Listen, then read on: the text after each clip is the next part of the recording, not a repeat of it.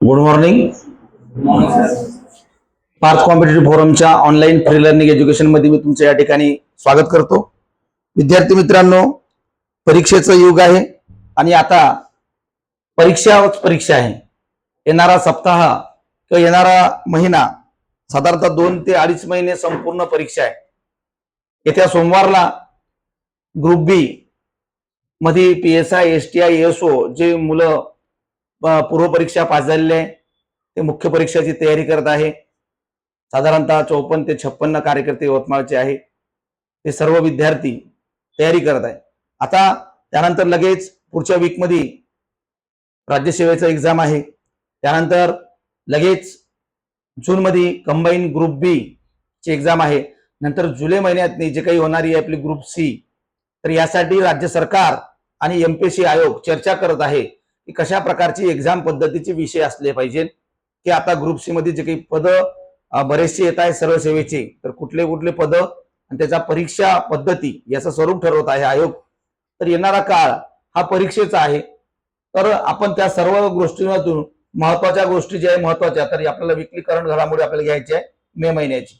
तर बघा पोरो, missing link, या मिसिंग लिंकवर आज ना उद्या 100% प्रश्न कुठल्या ना कुठल्या एक्झाम मध्ये येणार आहे. कुठल्या ना कुठल्या ज्या मिसिंग लिंकमुळे अंतर कमी झालाय, बरोबर आहे. आणि हा जगातील सर्वात रुंद बोगदा आणि भारतातील सर्वात उंच केबल स्टेड पूल आहे. केबल स्टेड म्हणजेच काय, केबलच्या भरोश्यावर असा तरंगलेला पूल आहे म्हणून याला केबल स्टेड पूल म्हणतात. बघा तुम्हाला दिसेल, बघा पूर्णपैकी केबल लावलेला आहे त्याला आणि केबल लावून त्या पुलाला उभं केलेलं आहे. आणि लक्षात घ्या, जगातील सर्वात रुंद बोगदा आहे, सर्वात रुंद, लक्षात घ्या. म्हणजे हे तुम्हाला माहित असलं पाहिजे, जगातील सर्वात रुंद बोगदा भारतात आहे आणि याचं नाव आहे मिसिंग लिंक. याचं नाव आहे मिसिंग लिंक. बघा मुंबई पुणे या द्रुतगती महामार्गावर तयार झालेला रस्ता आहे. तुम्हाला विचार, मिसिंग लिंक हा जगातील सर्वात रुंद बोगदा कोणत्या हायवेवर आहे? मुंबई पुणे हायवेवर आहे. बघा, मिसिंग लिंक प्रकल्प हा 13.3 किलोमीटरचा आधुनिक रस्ता आहे. मिसिंग लिंकचं एकूण अंतर किती? तर 13.3. बघा, समृद्धी महामार्गावर प्रश्न येऊन गेले, भविष्यात शक्तीपीठ महामार्गावर प्रश्न येईल आणि भविष्यात तुम्हाला मिसिंग लिंकवर प्रश्न येईल.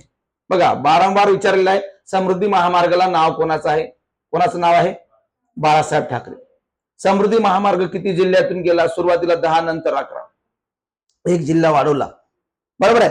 समृद्धी महामार्गाचा पहिला टप्पा शिर्डीपर्यंत तयार झाला, नंतर मुंबईपर्यंत, बरोबर आहे. समृद्धी महामार्ग तुम्हाला माहित आहे विदर्भाची एक पर्वणी आहे. तसं शक्तीपीठ महामार्ग तुम्हाला माहिती आहे नागपूर ते गोव्यापर्यंत जाणारा महामार्ग आहे. तसं की समृद्धी सुरुवातीला नागपूर ते मुंबई होतं, नंतर पार आपण गोंदियापर्यंत तो नेण्याचा काय केलाय, प्रयत्न केला. तर तसंच तुम्हाला माहित आहे मुंबई पुणे हा द्रुतगती महामार्गामध्ये एक रुंद बोगदा, त्याचा अंतर आहे 13.3. हा जगातील रुंद आहे. बघा, हा बोगदा कुठं आहे? तर लक्षात घ्या, खोपोली ते कुसगाव. बघा, खोपोली ते कुसगाव लोणावळा या ठिकाणी आहे. लोणावळा, लक्षात घ्या, प्रवासातील अंतर 6 किलोमीटरने कमी होणार आहे. प्रवासाचं अंतर काय? 6 किलोमीटर कसं होणार आहे? कमी होणार आहे. आणि त्या 6 किलोमीटर घाट ओलांडायला 30 मिनिटं लागत होती, बरोबर. आता 6 किलोमीटर घाटाचा प्रवास म्हणजे कमी नाहीये. आणि हा संपूर्ण घाटच कमी करता डायरेक्ट तिथं काय केलं, पूल उभारलाय की जेणेकरून अपघात कमी व्हावे, सोबतच लोकांचा प्रवासाचा वेळ वाचावा. आणि यासाठी तुम्हाला माहिती आहे आज राज्य सरकार किंवा केंद्र सरकार बरेचसे घाट रस्ते कमी करत आहे, बरेचसे. कारण जेवढे काही डोंगर आहे ते पूर्ण फोडून सरळ प्लेन रस्ता करण्याचा काय करत आहे, प्रयत्न करत आहे. तर या प्रकारचं मिसिंग लिंक 1 मे 2026 रोजी याचं उद्घाटन झालेलं आहे, सुरू झालेलं आहे. 1 मे 2026 ला हे काय झालेलं आहे, सुरुवात झालेलं आहे. तर मिसिंग लिंक लक्षात घ्या, 13.3 किलोमीटरचा आहे, हायवे आहे, रस्ता पुणे ते मुंबई, जगातील सर्वात रुंद बोगदा, लक्षात घ्या. आता काही इतरत्र काही रुंद बोगदे आहेत, त्याच्याबद्दल थोडीशी माहिती आपल्याला घ्यायची आहे. बघा, काही विशेष माहिती आहे मुंबई पुणे मिसिंग लिंक बद्दल आणि इतरत्र काही माहिती आहे. या दोन्ही माहिती आपल्या याच्यातली घ्यायची आहे. बघा, जगातील सर्वात रुंद बोगदे आहे, बघा 23.5 मीटर रुंद आहेत, लक्षात घ्या 23.5. तर जगातील सर्वात रुंद 10 प्लेन बोगदे मानले जाते, लक्षात घ्या. 10 प्लेन, जगातील सर्वात रुंद बोगदे आहे, 10 प्लेन बोगदे आहे, ते विविध प्रकारचे ते रुंद मानले जातात. जगातील सर्वात उंच खांब, खांबाची उंची 30 ते 35 मजली इमारती इतकी आहे. साधारणतः 100 ते 150 मीटर आहे, लक्षात घ्या. त्यानंतर आधुनिक सुरक्षा यंत्रणा, बोगद्यामध्ये आग लागल्यास आपोआप कार्यरत होणारी वॉटर कर्टन यंत्रणा आहे. बोगद्यामध्ये जर आग लागली तर ऑटोमॅटिक पाणी झिरपणार आणि ते आग विझवली जाईल. अशा प्रकारची यंत्रणा इथं उभारलेली आहे. म्हणजे साधारणतः तुम्हाला 30 ते 35 मजली इमारत एवढं उंच हा तुमचा काय पूल आहे. बरोबर आहे. सोबत तुम्हाला माहित आहे 10 प्लेन बोगदे आपण जर ठरले तर त्या बोगद्यात इतका तो बोगदा कसा आहे, रुंद आहे. बरोबर आहे. 23.5 मीटर इथपर्यंत आहे, पण किलोमीटर जर आपण जर बघितलं तर त्या प्रकारचा किलोमीटरचा तो रस्ता आहे. तर या प्रकारचा मुंबई पुणे मिसिंग लिंक प्रकल्प हा भारतातला एक महत्वाचा प्रकल्प आहे आणि तो काय केलेला आहे आपण पूर्णत्वास आणलेला आहे. त्यानंतर बघा पर्यावरण पूरक आहे. या मिसिंग लिंक बद्दल सर्वात महत्वाचं म्हणजे काय, पर्यावरण पूरक, इको फ्रेंडली आहे संपूर्णपणे. बघा खोपोली एक्झिट पासून सुरू होऊन थेट सिंहगड इन्स्टिट्यूट कुसगाव जवळ निघते. लक्षात घ्या महामार्ग. हायटेक सीसीटीव्ही आणि दर 750 मीटरवर क्रॉस पॅसेज देण्यात आलेले आहे. म्हणजेच काय, कोणी जर क्रॉस केलं समजा रस्ता तर त्या ठिकाणी क्रॉस पॅसेज दिलेला आहे. केबल स्टेड पूल 800 मीटर लांबीचा एक भव्य केबल स्टेड पूल आहे. त्यानंतर साधारणतः दिसायला कसं आहे तर वांद्रे वरळी सी लिंक जर दिसणार आहे. आकर्षक कुठला आहे, missing link. Vandre sea link हा पण जबरदस्त आहे. तुम्ही जर कधी मुंबईला गेलात तर वांद्रे वरळी सी लिंक हा जबरदस्त समुद्राच्या वरून इथं सुद्धा आवाज येते. तुमची गाडी तिथं जायला लागली की गाणे येते लागतात. या गाण्याला जय हो, लक्षात घ्या. त्या गाण्याला लोक रात्री 2 वाजता जरी गेलं जय हो लागते, एखादा माणूस दचकते, घाबरते. त्यामुळे मुंबईच्या जनतेने म्हणलं की आवाज काय करा, बंद करा. बरोबर आहे ना. तर या प्रकारचं तर तुम्हाला प्रश्न आतापर्यंत आला नाही, वांद्रे वरळी सी लिंकवर कुठल्या प्रकारचं गाणं सुरू झालेलं आहे, तिथं जय हो आहे.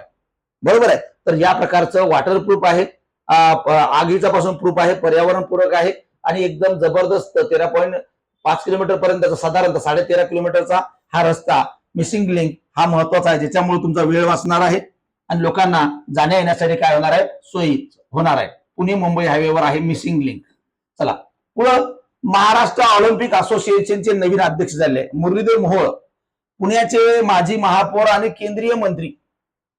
बघा केंद्रीय मंत्री याच्यापूर्वी अजित दादा पवार हे महाराष्ट्र ऑलिम्पिक असोसिएशनचे अध्यक्ष होते. कोण होते, अजित पवार.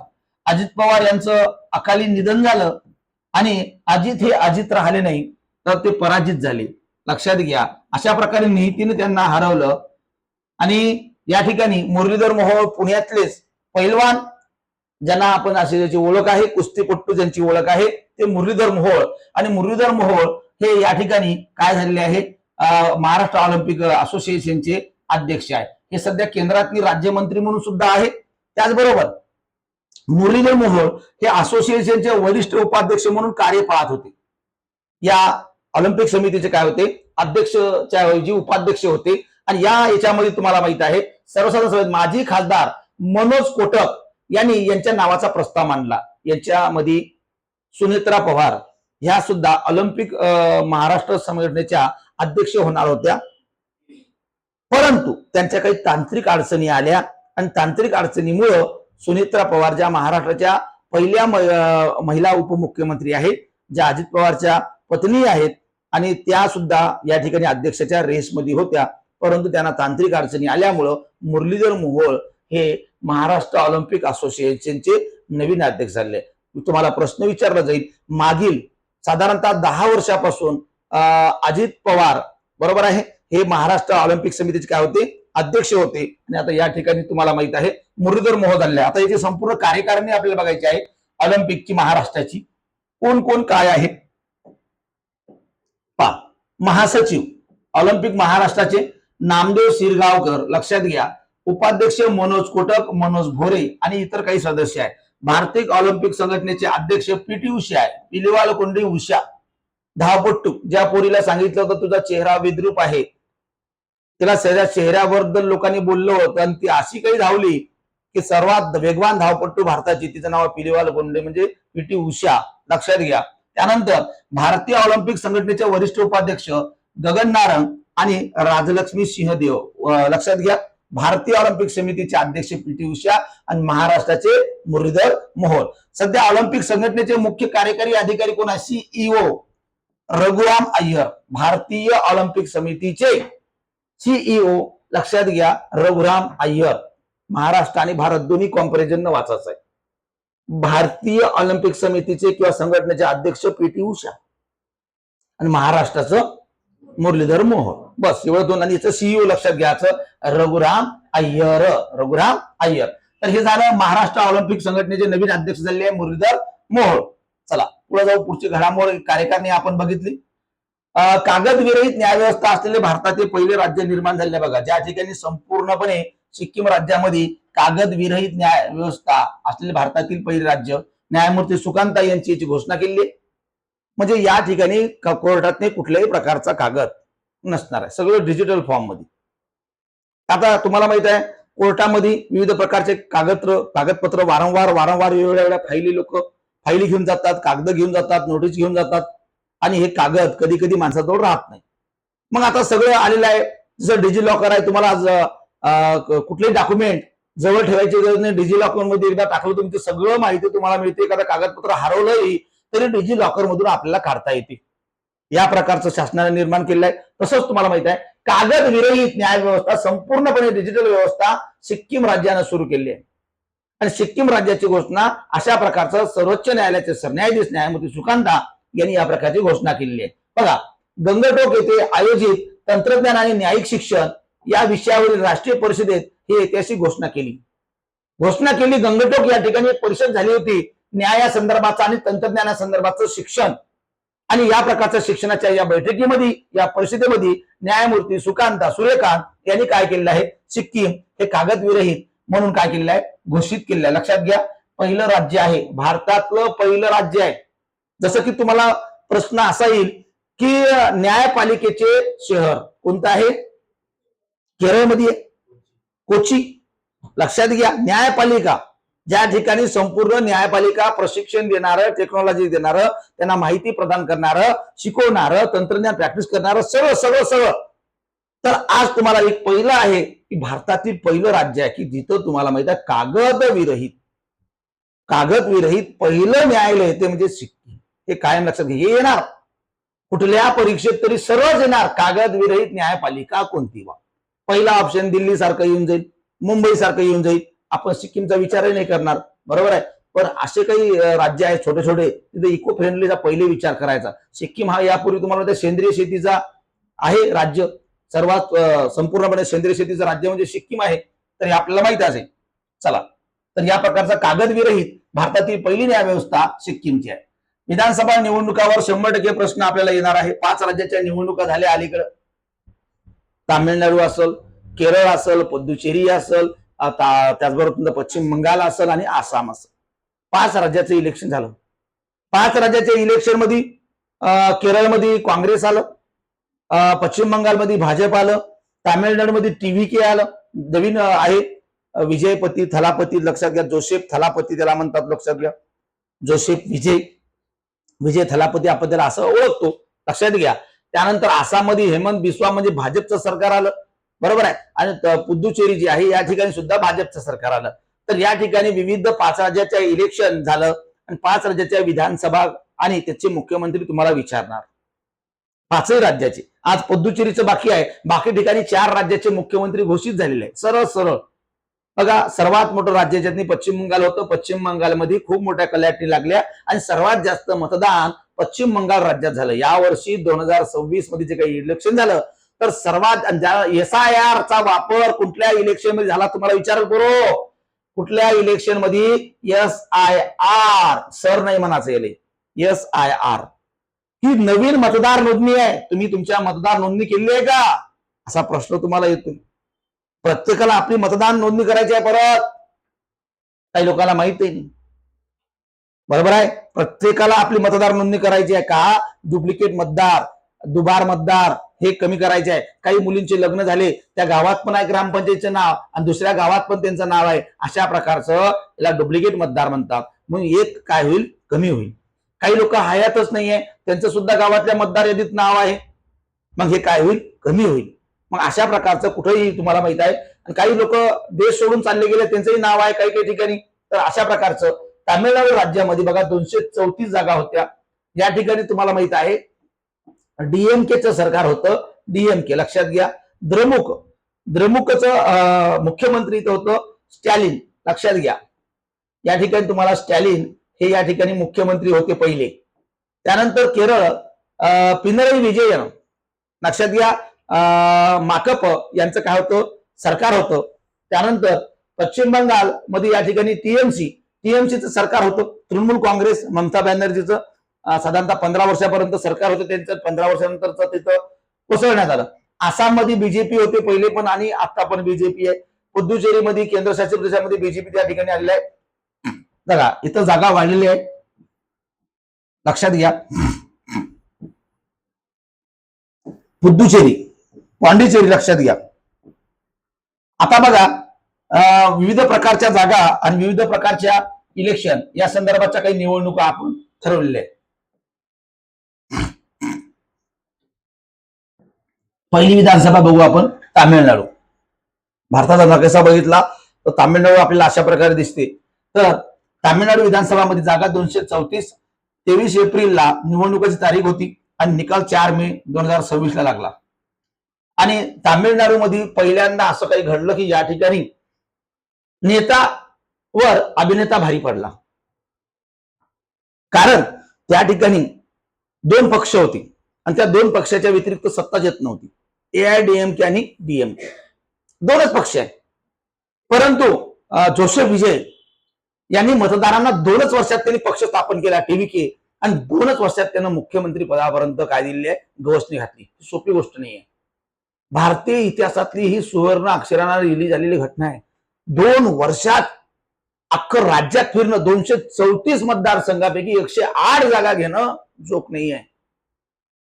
बहुमताला 118 जागा पाहिजे होत्या, त्यांना तेवढ्या मिळत नव्हत्या. काही पक्षांनी त्यांना पाठिंबा दिला आणि तेव्हा त्यांचं सरकार बसलं. विजय थलापतीला वाटलं होतं की मी बनेल की नाही बनेल, शक्यता पण वाटत नव्हती. कारण काही लोक पाठिंबा देणार नव्हते आणि राज्यपाल महोदयाने सुद्धा सांगितलं तुम्ही जोपर्यंत बहुमत सिद्ध करत नाही तोपर्यंत मुख्यमंत्री पदाची शपथ घेऊ देत नाही. परंतु विजय थलापती यांना त्या ठिकाणी काही लोकांनी सहकार्य केलं आणि त्यामुळे ते या ठिकाणी त्यांना पाठिंबा भेटला. चला, मुख्यमंत्री आणि त्याचा पक्ष याच्याबद्दल माहिती आपल्याला घ्यायची आहे. सी जोसेफ, लक्षात घ्या, जोसेफ विजय. तर तामिळनाडू वेत्री कळघम, लक्षात घ्या. तमिळगा वेत्री कळघम, लक्षात घ्या. तमिळगा वेत्री कळघम हे आहे. विजय यांनी फेब्रुवारी 2024 मध्ये या पक्षाची स्थापना केली 2024 ला. आणि एकूण जागा बघा 234 जागाचं इलेक्शन झालं आणि 108 टीव्हीकेने जिंकल्या. 234 पैकी 108 जागा घेऊन सर्वात मोठा पक्ष हा टीव्हीके झाला आणि टीव्हीकेचा मुख्यमंत्री जोसेफ विजय हे झाले. लक्षात घ्या, जोसेफ विजय हे तामिळनाडूचे 90वे मुख्यमंत्री आहे. कितवे मुख्यमंत्री आहे? 90वे. तुम्हाला प्रश्न येईल जोसेफ, बघा 100% तामिळनाडू राज्यावर प्रश्न येणार. तामिळनाडू राज्यावर प्रश्न येणार. टाइम पडलं तर जोसेफ विजयला कोणता पुरस्कार आहे का महत्वाचा ते वाचून जा. माहित आहे का? आपण वाचत बसू हे इलेक्शनचं आणि एखादा दुसरं टीव्हीकेचं लॉंग फॉर्म काय हे माहित करून घ्या. हे माहितच असलं पाहिजे, विचारणार. चला, तर तामिळगा मैत्री कळघम, लक्षात घ्या. तर याचा पण अर्थ तमिळमध्ये वेगळ्या प्रकारचा होतो की आम्ही जनतेच्या सेवेसाठी आहोत, तामिळनाडूच्या सेवेसाठी आहोत. लक्षात घ्या, सेवा करणारं सरकार. द्रविड मुनेत्र कळघम डीएमके, द्रमुक एआयडीएमके, ऑल इंडिया अण्णा द्रविड मुनेत्र कळघम, लक्षात घ्या. या प्रकारचा पक्ष आहे इथं. त्याला 47 जागा आहे, बरोबर आहे. तर या प्रकारचे विविध पक्ष, काही छोटे पक्ष सुद्धा आहे. इंदिरा नॅशनल काँग्रेस, याला 5 जागा आहे. राष्ट्रीय काँग्रेस साऊथ मध्ये काही चालत नाही तिकडं. त्यानंतर पट्टाली मक्कल काटची ईएमके 4, तिकडचे नाव तसे आहे, बरोबर आहे ना. तर या प्रकारचे विविध पक्ष आहेत. परंतु याने बघा बीजेपीला 1 आहे, भाजपला 1च जागा आहे. इथं पूर्वेकडे आणि दक्षिणेकडे भाजप चालत नाही. पण अलीकडे तुम्हाला माहिती आहे पूर्वेकडे त्याने कमाल केली.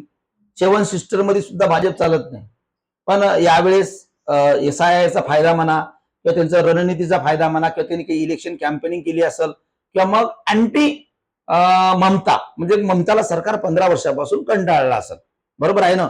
तर काही लोकांना वाटलं असेल चेंज करावं, काही असेल राहतात हौशे नवशे नवीन कार्यकर्ते, नवीन तरुण पिढीतले मुलं असतात. त्यांना वाटतं बा एकच सरकार, जसं की भारतात नाही.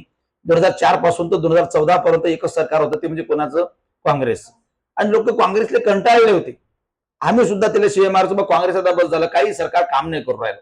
बरोबर आहे ना? मग म्हणून आपण काय केलं, अबकी बार मोदी सरकार. बरोबर आहे. लेकिन मोदी काय म्हणते, बार बार मोदी सरकार. आता आम्ही म्हणलं फक्त अबकी बार, ते म्हणते आता बार बार मोदी सरकार. बरोबर आहे ना? तर असं काही हरकत नाही, सरकार कोणी येऊ काही येऊ, फक्त देशाचं काम करावं हे आपलं आहे. आपल्याला काही दुसरं पाहिजे असते, आपल्याला लोकांना नोकऱ्या पाहिजे, लोकांना शेतकऱ्यांना याच्या मालाला भाव पाहिजे, आपल्याला रस्ते सगळ्या गोष्टी आरोग्य सुविधा हे भेटलंच झालं. बाकी सरकारमध्ये इंटरेस्ट सर्वसामान्य जनतेला नाहीये. सर्वसामान्य जनतेसाठी सरकार हे मायबाप असते, ईश्वराचं रूप असते, दुसरं काही नसते. माहित आहे का?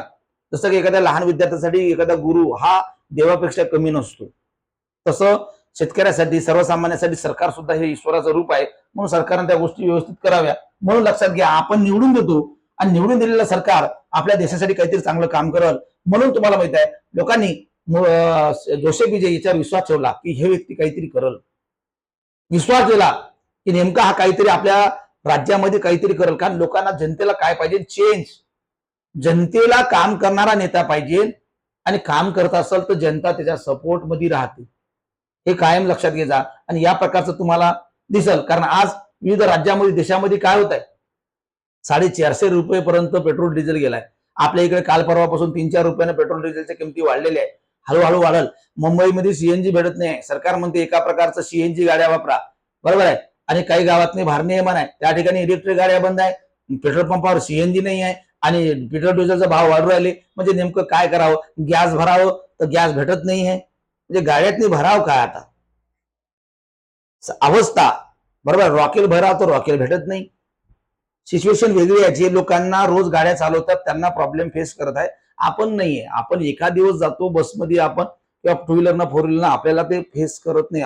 जे लोक राहत आहे कम्युनिटीमध्ये त्यांना माहित आहे की कम्युनिटीमध्ये नेमके काय प्रॉब्लेम येतात. बरोबर आहे ना? ते तुम्हाला माहित नाही. आणि भाव वाढलेले साधारणतः तुम्ही लक्षात घ्या, प्रत्येक गोष्टीचे भाव वाढवले. कारण इकडचा भाव, सिलेंडरचा भाव वाढला तर नाश्त्यावाले भाव वाढू राहिले.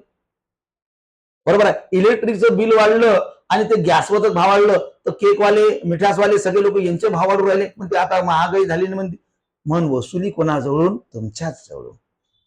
वसुली फक्त तुमच्याच जवळून होईल. आता डॉक्टर लोकही म्हणाल बाबा औषधाची किमती वाढू राहिली, मग आता आमची फी वाढू राहिली, सगळीच फी वाढल. मग याच्यातून माणूस काय सोडल माहित आहे का?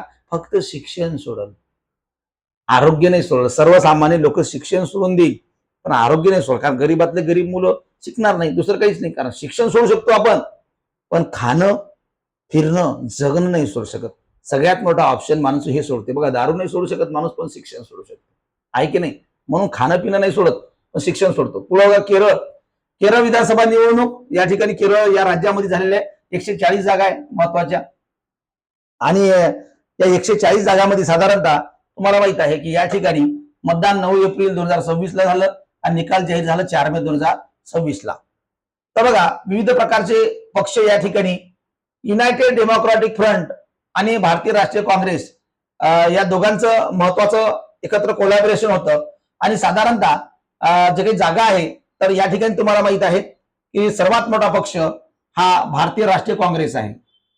युनायटेड डेमोक्रॅटिक फ्रंट यापूर्वी होता, जो आता नाहीये. आता भारतीय राष्ट्रीय काँग्रेस हा सर्वात मोठा पक्ष या ठिकाणी झाला. आणि या ठिकाणी तुम्हाला माहित आहे राष्ट्रीय काँग्रेसचा साधारणतः जे काही 140 आहे तर 140 पैकी 102 जागा आहे. ही जागा आहे 102 जागा आहे. आणि या ठिकाणी सर्वात मोठा पक्ष, लार्जेस्ट नंबर ऑफ पार्टी राष्ट्रीय काँग्रेस झाले. आणि या ठिकाणी तुम्हाला माहित आहे के सतीशन हे काय झालेलं आहे, सीएम झालेलं आहे. या केरळमध्ये 3 मुख्यमंत्री रेसमध्ये होते. 3. एक म्हणजे वेणुगोपाल राव, जे काँग्रेसचे हायकमांडचे एक महासचिव आहे. आणि चेनाथली, लक्षात घ्या, के चेनाथली हे सुद्धा काय होते, मुख्यमंत्र्यांच्या रेसमध्ये होते. आणि या ठिकाणी तुम्हाला माहित आहे के सतीशन जे काही प्रदेशाध्यक्ष आहे, विरोधी पक्ष नेते आहे कुठचे केरळाचे, त्यांना मुख्यमंत्रीपदी तिथं बसवण्यात आलेलं आहे. 140 मतदानापैकी जागेपैकी सर्वात जास्त जागा केरळमध्ये तुम्हाला माहित आहे काँग्रेसला भेटल्या आहे. आणि या ठिकाणी केरळमध्ये काँग्रेसचं सरकार आलं. विविध राज्यातले विविध सरकार आले पाहिजे, सगळेच पक्ष जिवंत राहिले पाहिजे तर तुम्ही जिवंत राहाल. सगळे पक्ष, शिवसेनाही पाहिजे, भाजपही पाहिजे, काँग्रेसही पाहिजे, राष्ट्रवादी पाहिजे, माकपही पाहिजे, भाकपही पाहिजे, टीएमसी पाहिजे. कारण आपल्यासाठी काही लोकांनी उठाव केला पाहिजे ना. जर विरोधी लोक जर नसले तर उठाव कोण करू तुमच्यासाठी? बरोबर आहे ना. कारण तुम्ही जर सगळं तुमचा नगरसेवक त्याच पक्षाचा, जिल्हा परिषद सदस्य त्याच पक्षाचा, आमदारी त्याच पक्षाचा, खासदारी त्याच पक्षाचा, बरोबर आहे ना. बघा आपल्या यवतमाळच्या लोकांना विचार आहे, हे कोणालाच नाराज करत नाही, सगळ्यालाच खुश ठेवते, सगळ्यालाच. म्हणजे बा जाऊ द्या, पालकमंत्री कोणाचा आहे? शिवसेनेचा आहे बा. आमदार कोणाचा आहे? काँग्रेसचा आहे बा. खासदार कोणाचा आहे बा? दुसऱ्या शिवसेनेचा आहे. बरोबर आहे ना. एकाले म्हणजे त्यानंतर नगरसेवक कोणाचा, नगराध्यक्ष कोणाचा आहे बा? भाजपचा आहे बा.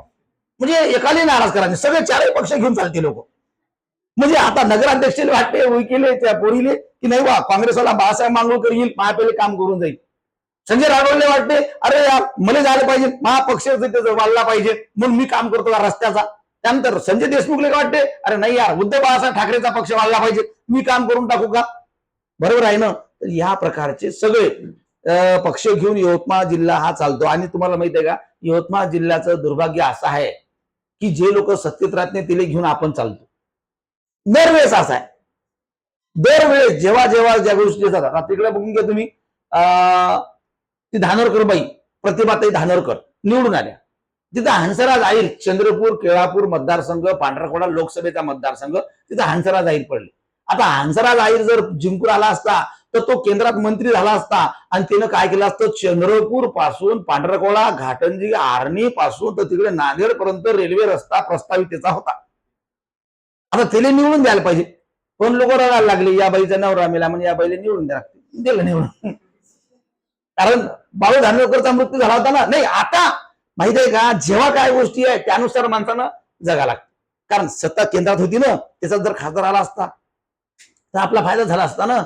बरोबर आहे. यवतमाळले बी आपण काय दिलं, दुसऱ्या पक्षाचा जो पक्ष नाहीच आहे बा. मग यवतमाळची रेल्वे पाहिलं नाही का तुम्ही कुठपर्यंत आहे, कामच नाही राहिलं, धिम्म गती धिम्म गती धिम्म गती. आता सरकार विचार करते ना की तुम्ही आमचं जर निवडून देत नसाल, बरोबर आहे ना. अरे मला सांगा कोणी विचार करेल ना, समजा हा ही पोरगी माझ्यासोबत 1 घंटा बोल राहिली आणि क्लास दुसरीकडे आहे, मी विचार करणार नाही का जरा असा, अरे काय बोल राहिली बाई तू, दुसरीकडे फिरू राहिली, माझ्यासोबत 1 घंटा बोल राहिली, अरे जाऊ दे आता कटाळलो मी आता. कोणी विचार करणार आहे ना. जगातला एक रीत आहे, बरोबर आहे ना. तू नीट तर मीट, बरोबर आहे ना, दोघं नीट ना, नाही तर मग नीट डबल परीक्षा होऊन जाते, असं आहे. तर लक्षात घ्या, या ठिकाणी पश्चिम बंगाल विधानसभा निवडणुका 2026 मध्ये या ठिकाणी 294 जागांचे सर्वात मोठं राज्य आहे. या ठिकाणी उत्तर प्रदेश जर बघितलं तुम्ही तर 294, महाराष्ट्राला फक्त 288 जागा आहे. तर या ठिकाणी 2 टप्प्यात इलेक्शन झालं आणि 2 टप्प्याच्या इलेक्शन मध्ये 4 मे 2026 ला निकाल लागला आणि या ठिकाणी भारतीय जनता पार्टीचं सरकार आलं. मेहनत आहे त्या ठिकाणी आणि या व्यक्तीची सर्वात जास्त मेहनत आहे, शुभेंदू अधिकारी. आणि हा माहित आहे का, डावा आणि उजवा हात होता कोणाचा? ममता बॅनर्जीचा. हिने सगळं माहित होतं कोणाचं? ममता बॅनर्जी. म्हणून मी तुम्हाला एक म्हणतो असतो, डाव्या बी हात ठेवू नका आणि उजवाही हात ठेवू नका. येलेही कळला पाहिजे नाही, तेलेही कळलं नाही पाहिजे. हे जर काही जर झालं तर काय झालं रे, बरोबर आहे. हे जर काही झालं समजा तर तुमचं गुण माहित नाही पाहिजे, उद्या काय करणार हे फक्त तुम्हालाच माहित पाहिजे, फक्त तुम्हाला. ते काय म्हणतात, नाही बा मी घरच्याला तरी सांगतो, नाही घरच्यालाही नाही सांगायचं.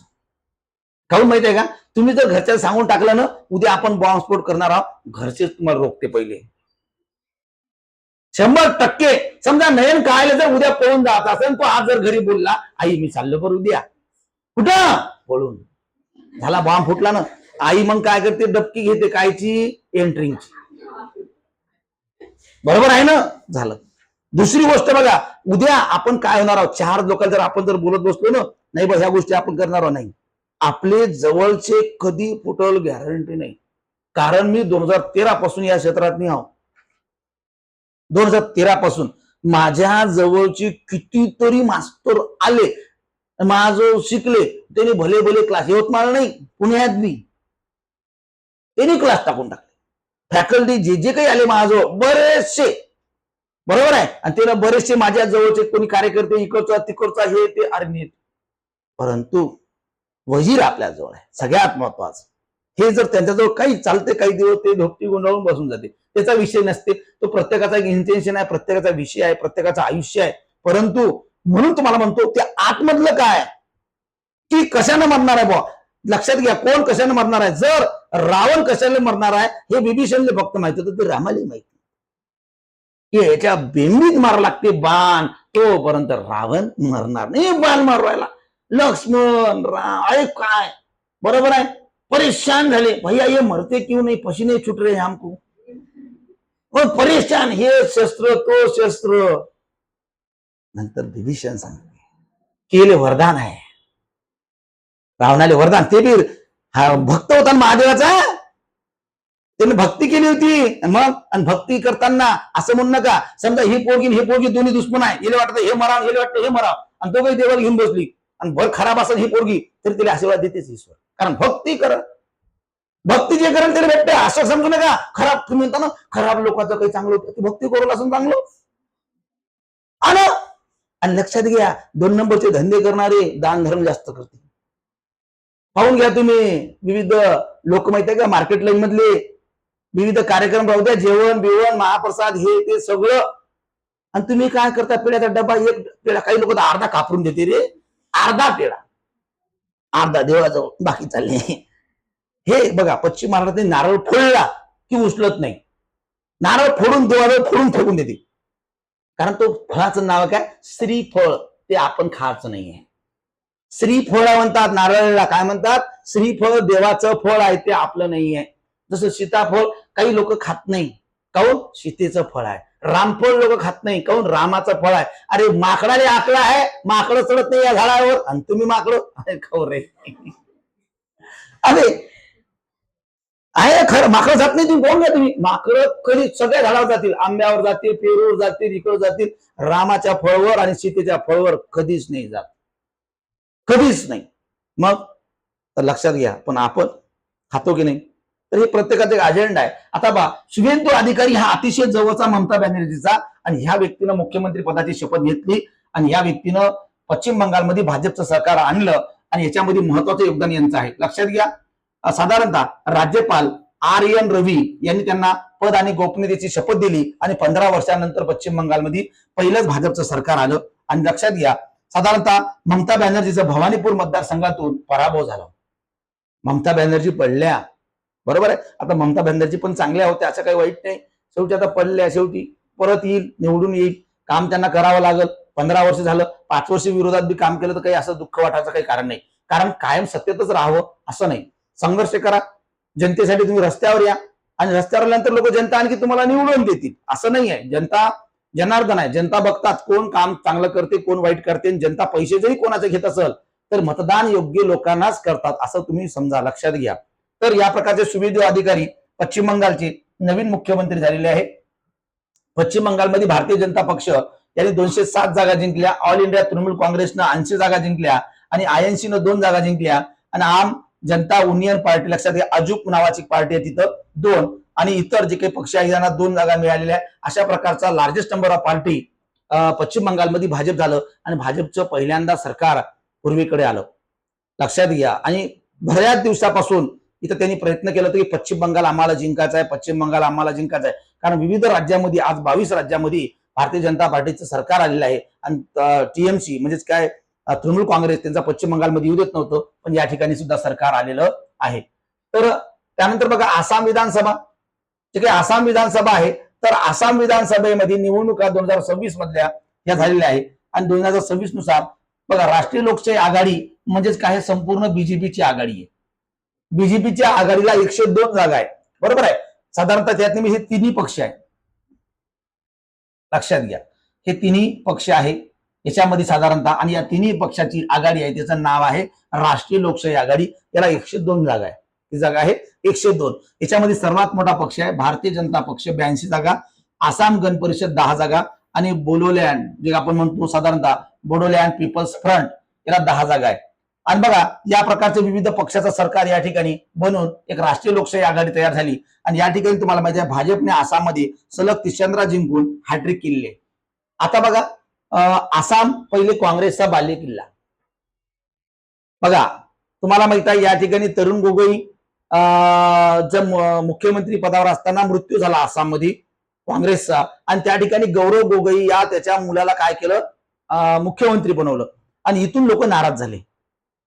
आणि हेमंत बिस्वा म्हणे मला मुख्यमंत्री बनवा. कोण म्हणे? आसामचा भाजपचा नेता हेमंत बिस्वा. आणि मग राहुल गांधीनं सोनिया गांधीनं त्या हेमंत बिस्वाला नाही केलं आणि त्या काय केलं? गौरव गोगोईला मुख्यमंत्री बनवलं. आणि मग हा फुटला ना भाऊ. हेमंत बिस्वानं 54 ते 56 आमदार घेऊन भाजपमध्ये प्रवेश केला आणि भाजपचा कार्यकर्ता हा काँग्रेसचा कार्यकर्ता भाजपमध्ये गेला आणि तोच आता सध्या 2 वेळा पंचवार्षिक योजना झाल्या. तो काय आहे? मुख्यमंत्री आहे. तो म्हणजे हेमंत बिस्वा. आणि आता परत सुद्धा तोच काय झालेला आहे? हेमंत बिस्वा मुख्यमंत्री झालेला आहे. पहिलेचा जमाना वेगळा होता रे. पहिले कोणाला काही भेटो नाही भेटो पक्ष सोडत नव्हते, पण आता काहीच नाही आहे. जर देशील तर ठीक आहे, नाही तर मी पक्ष सोडतो. धमकी द्यायला आमदारकी देता का? नाही तर मी चाललो. नेते हे सडके पोते आहेत, तुमच्यासाठी राजकारणात नाही आहे. ते तेले काय भेटते हे पहिले पाहिजे.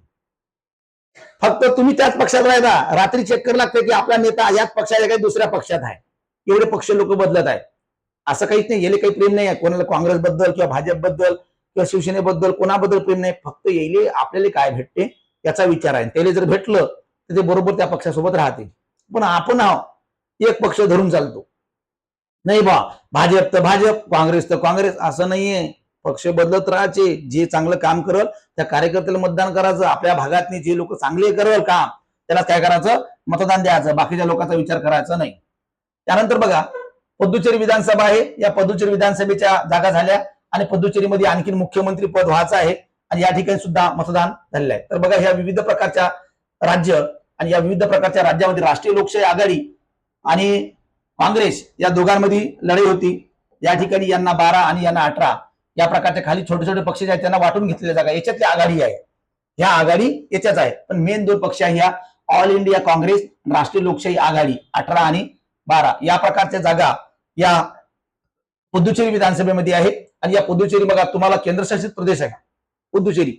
आणि या पुदुचेरी अंतर्गत तुम्हाला माहित आहे दिल्ली आणि पुदुचेरी आणि जम्मू काश्मीर या 3च या ठिकाणी आहे विधानसभा. जम्मू आणि दिल्ली आणि पुदुचेरी या 3 ठिकाणी 30+3 अशा प्रकारच्या यांच्या जागा आहे.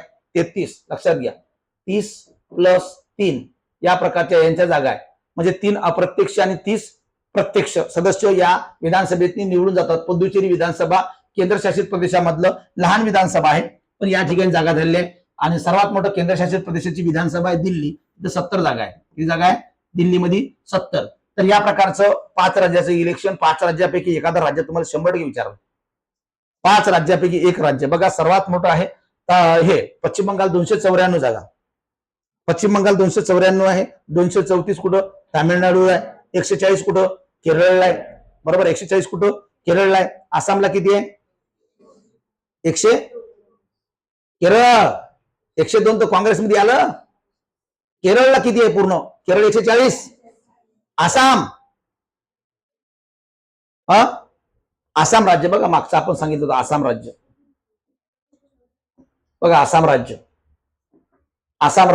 126 पहा. आसाम राज्य 126. त्यानंतर पुदुचेरी 30+3 33. बरोबर आहे. हे 5ही राज्य लक्षात घ्या. केरळ, आसाम, पुदुचेरी, पश्चिम बंगाल आणि तामिळनाडू. तामिळनाडूमध्ये सरकार कोणाचं आलेलं आहे? टीव्हीके पक्ष कायम लक्षात घ्या. टीव्हीके बद्दल पूर्ण माहिती घेऊन घ्या.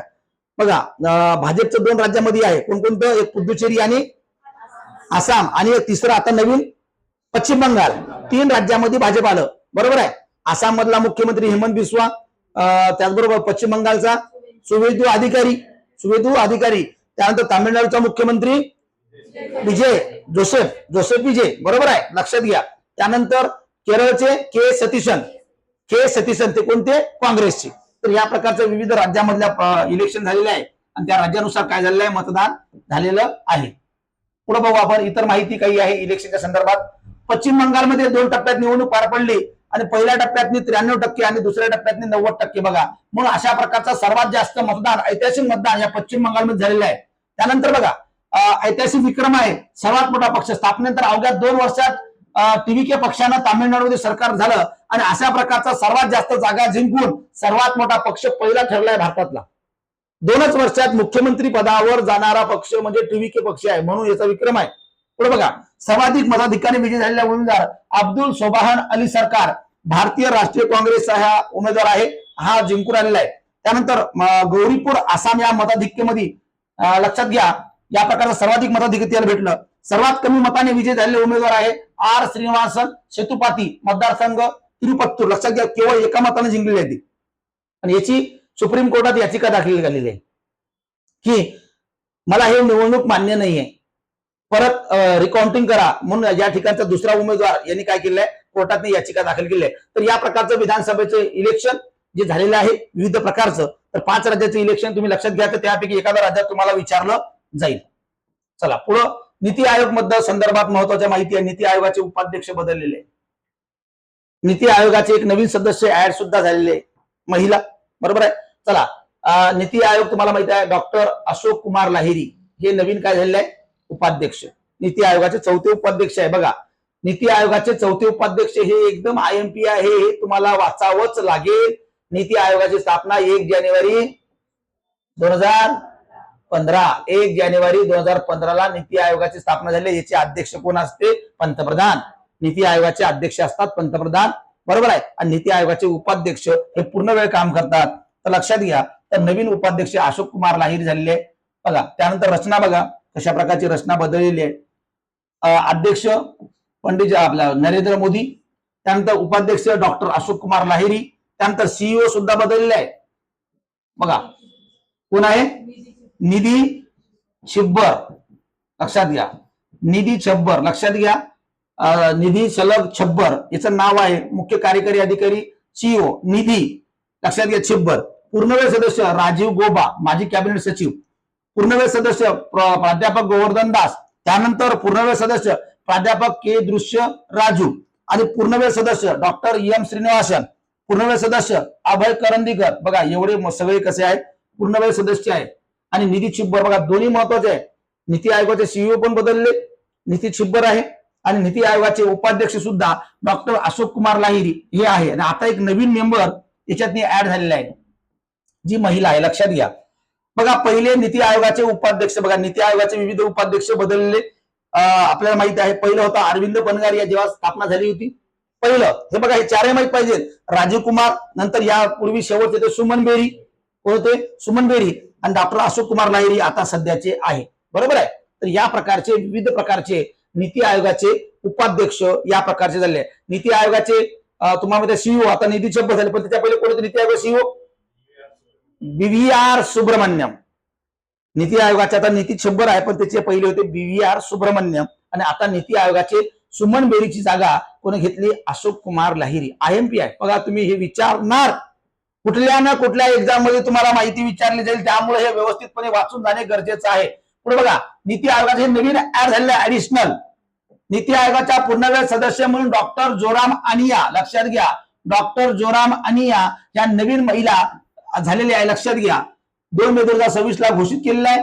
अरुणाचल प्रदेश आणि ईशान्येकडील राज्यातून नीती आयोगाच्या पूर्णवेळ सदस्यपदी नियुक्त होणारी ती पहिली व्यक्ती आहे. 100%. ईशान्येकडील राज्यातून नीती आयोगामध्ये नियुक्त होणारी पहिली महिला. लक्षात घ्या, डॉक्टर जोराम अनिया.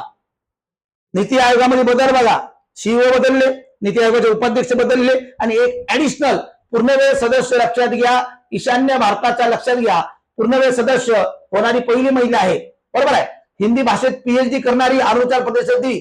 लक्षात घ्या, आणि निशी समुदायातील पहिली महिला आहे PhD करणारी हिंदी भाषेत. ते निशी नावाचा तिकडे समुदाय आहे, आदिवासीतलं एक काय जमात आहे.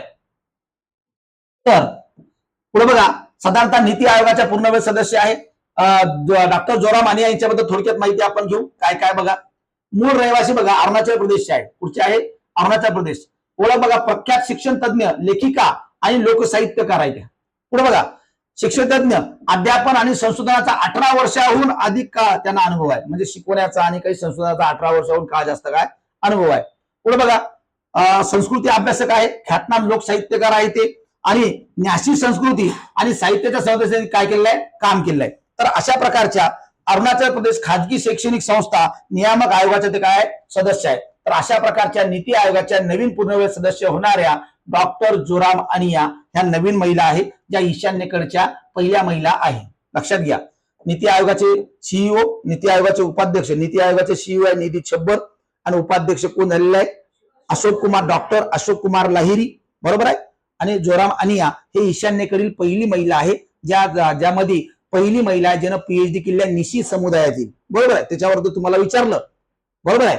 आणि या जोरांबद्दल तुम्हाला माहिती विचारलं तर त्याच्याबद्दल माहिती पाहिजे, किंवा मग डॉक्टर अशोक कुमार लाहिरी बद्दल सुद्धा तुम्हाला माहिती विचारू शकते. याच्यापूर्वी कोण होते? सुमन बेरी. बरोबर आहे. सुमन बेरी जागा डॉक्टर अशोक कुमार लाहिरी यांनी उपाध्यक्ष म्हणून घेतले. ते किती उपाध्यक्ष आहे? चौथे. किती आहे? चौथे. पहिले तुम्हाला माहिती आहे अरविंद पनगारिया होते, नंतर राजीव कुमार होते, राजीव कुमार नंतर सुमन बेरी, सुमन बेरी नंतर आता डॉक्टर अशोक कुमार लाहिरी. या प्रकारचे 4 नीती आयोगाचे काय झाले? उपाध्यक्ष. अध्यक्षाच्या ऐवजी उपाध्यक्ष पूर्ण वेळ कामकाज सांभाळते. चला, तर त्यानंतर बघा बॅडमिंटन वर्ल्ड फेडरेशनचे अध्यक्ष लक्षात घ्या. तुम्हाला या ठिकाणी लक्षात घ्या, बॅडमिंटन वर्ल्ड फेडरेशनच्या अध्यक्ष पी.व्ही. सिंधू. लक्षात घ्या, पी.व्ही. सिंधू ह्या झालेल्या आहे. आणि लक्षात घ्या, BWF म्हणजेच काय? बॅडमिंटन वर्ल्ड फेडरेशन एथलीट कमिशनच्या अध्यक्षपदी पहिली महिला आहे भारतीय. लक्षात घ्या. तर साधारणतः उपाध्यक्ष डेबोरा झील नेदरलँडच्या उपाध्यक्ष आहे. आणि पी.व्ही. सिंधू बघा, पी.व्ही. सिंधू भारतातल्या बरेचसे पुरस्कार विजेती महिला आहे बघा. आणि यांना इतिहास आपण जर बघितलं पी.व्ही. सिंधूचा आणि त्या संस्थेचा, तर आपल्याला लक्षात येईल की कशा प्रकारचं वर्ल्ड फेडरेशन जे काही काम करणारी संस्था आहे. 5 जुलै 1934 ला याची स्थापना आहे वर्ल्ड फेडरेशन BWF. तर लक्षात घ्या, स्थापनेच्या वेळी याचे नाव होतं इंटरनॅशनल बॅडमिंटन फेडरेशन, आणि आता आहे वर्ल्ड फेडरेशन. आता काय वर्ल्ड, पहिले काय होतं? International federation.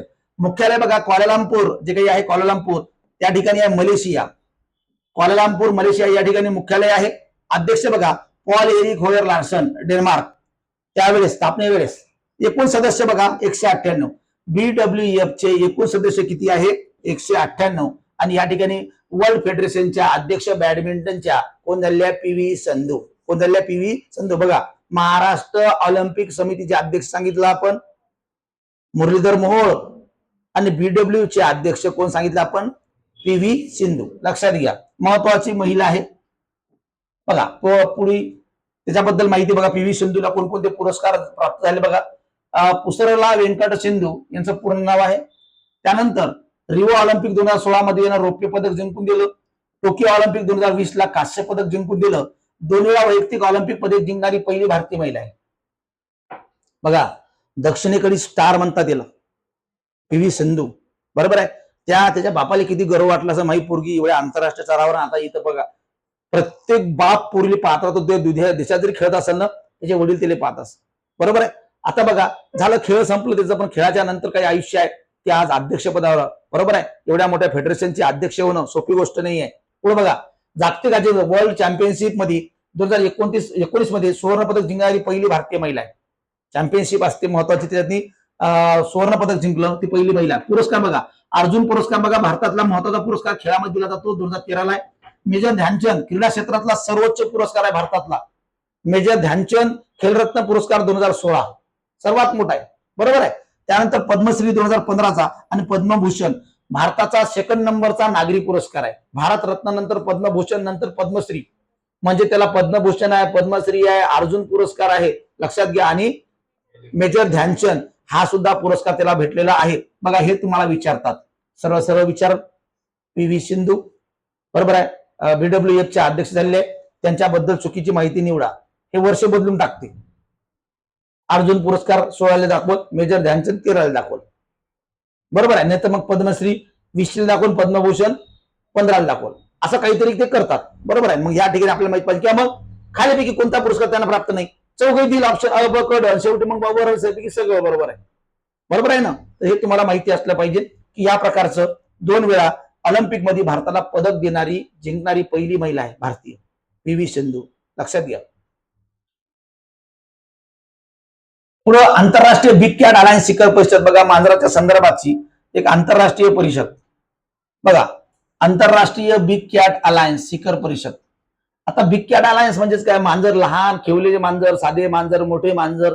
आता एक प्रकार जर आपण विचार केला, वाघ असेल, त्याचबरोबर कोल्हे असेल, हे सगळे सगळे सगळे त्याच प्रकारचे, सगळे त्याच प्रकारचे. बरोबर आहे ना. त्याचा प्रकार तोच आहे. आता बघा, केंद्रीय पर्यावरण मंत्र्याने नवी दिल्ली येथे पहिल्या आंतरराष्ट्रीय बिग कॅट अलायन्स शिखर परिषद 2026 साठी अधिकृत वेबसाईट आणि लोगोचा अनावर केलाय. पहिली बिग कॅट अलायन्स नवी दिल्ली, पहिली आहे बिग कॅट अलायन्स. कुठे होणार आहे? दिल्ली. लक्षात घ्या. आणि या संदर्भाचं माहिती आहे. त्याचं लोगोचं अनावरण केलं. या प्रकारचं नवीन लोगो अनावरण करण्यात आलेला आहे बघा. साधारणतः 95 मोठ्या मांजराच्या आदिवास असलेले देश, 95 मोठ्या मांजराचा आदिवास असलेले देश, संवर्धन आणि भागीदार वैज्ञानिक संस्था आणि व्यावसायिक गटांना एकत्रित करून जागतिक व्यासपीठ आहे. यजमान देश बघा भारत आहे. हे जून महिन्यात बिग कॅट अलायन्स होणार आहे नवी दिल्लीला पहिल्यांदा. बिग कॅट खवल्या मांजराचा साधा 95 मांजराच्या प्रजातीवर अभ्यास करण्यासाठी, बरोबर आहे, बिग कॅट अलायन्स ही परिषद आहे आणि तिचं आयोजन यजमान पद कोण आहे? भारत. ते जून महिन्यात होणार आहे 1 ते 2 जूनच्या दरम्यान, साधारणतः 2026 ला नवी दिल्ली या ठिकाणी होणार आहे. आंतरराष्ट्रीय बिग कॅट अलायन्स. तुम्हाला विचारत आंतरराष्ट्रीय बिग कॅट अलायन्सचं आयोजन करणारा देश कोणता आहे? तर भारत. भारतातली कुठं? तर नवी दिल्ली. कधी? तर 1 ते 2 जूनच्या दरम्यान ती होणार आहे आणि पहिल्यांदाच भारतातली यजमानपद भारताला बिग कॅट अलायन्सचं भेटणार आहे. पुढे पीएम सूर्यघर मोफत वीज योजना. बघा तुम्हाला माहित आहे सगळ्याच्या घरावर आज काय लागत आहे? सोलर. सगळे शहराच्या ठिकाणी सगळ्या लोकांनी सोलर बसवून टाकले आहे. का बरं? कारण ते स्वस्त पडते, सध्या सबसिडी चालू आहे, भविष्यात या विजेचं काही खरं नाही. बरोबर आहे ना? काय बघा, आणि आज तुमच्या घरातच तुम्ही विद्युत निर्माण करून तुम्ही शासनाला देताय. उरलेली वीज शासनाला द्यायची, शासन त्याचे आपल्याला पैसे देते. कारण आपल्याला एवढे बघा सूर्य फुकटात राहिलं रे. सूर्य काही संपणार आहे का? राहणारच आहे, उगवणारच आहे. तो उलट जास्त तीव्र उगवल. आणि मला सांगा याचा फायदा घ्यायचा ना, भारतात याचा फायदा आहे. सर्वात जास्त आपलं टेम्परेचर आहे, मग आपण याचा काहीतरी फायदा घेतला पाहिजे. याच्या एनर्जी पासून आपण सोलर एनर्जी पासून काही गोष्टी निर्माण केल्या पाहिजे. म्हणून आपण इलेक्ट्रिक निर्माण करत आहोत. म्हणून पीएम सूर्यघर मोफत वीज योजना सुरू केली आहे. बघा तर नरेंद्र मोदींनी 2024 ला याची घोषणा केली होती. बघा साधारणतः अधिकृत सुरुवात 13 फेब्रुवारी 2024 ला झाली आहे. देशातील 1 कोटी लोकांच्या घराच्या छपरावर सौर पॅनल बसवून दरमहा 300 युनिट पर्यंत मोफत वीज प्रदान करणे हा हेतू आहे. म्हणजे ज्याच्या ज्याच्या घरावर बसवलं त्याला वीज कशी आहे? मोफत आहे. आणि बाकीच्या पेक्षा जास्त जर वीज ती उरत असेल तर ती सरकार खरेदी करणार आणि त्याचे पैसे भेटणार. ते बरोबर ते जनित्र वगैरे बसवते त्या प्रकारचं. आता साधारणतः याच्यामध्ये बघा तुम्ही वैशिष्ट्य पीएम सूर्यघर याच्यामध्ये महाराष्ट्र बघा सर्वात जास्त महाराष्ट्र यशस्वी आहे. 5.15 लाखाहून अधिक यशस्वी आपण घरावर काय केलेलं आहे? बसवलेलं आहे. पीएम सूर्यघर मोफत वीज योजना सोलर प्लॅनेट. सर्वात जास्त महाराष्ट्र, नंबर 2 ला आहे गुजरात आणि नंतर तुम्हाला माहिती आहे नोंदणी झालेला उत्तर प्रदेश आहे. सर्वाधिक नोंदणी मिळवणारे नोंदणी झालेली आहे पण आणखी लावलेली नाही घराच्या छपरावर. महाराष्ट्रात नोंदणी बंद झाली आणि घराच्या छपरावर लावलेलं पाहिजे. तुम्हाला विचारल पीएम सूर्यघर मध्ये सर्वात नंबर 1 ला योजनामध्ये कोणतं राज्य सरकार आहे? महाराष्ट्र. बरोबर आहे, महाराष्ट्र. 70 ते 75 हजार पर्यंत यातनी सबसिडी तुम्हाला शासन देत आहे आणि हे तुमच्या घरावर तुम्ही वाटलं तर लावून टाका. 2-3 लाख रुपये लागते, त्याच्यातले साधारणतः 70-80 हजार तर माफच होते, भेटून जाते. कारण वीज लागते. काही काही लोकांच्या घरी 20-20 हजार 30-30 हजार काय ते बिल येते.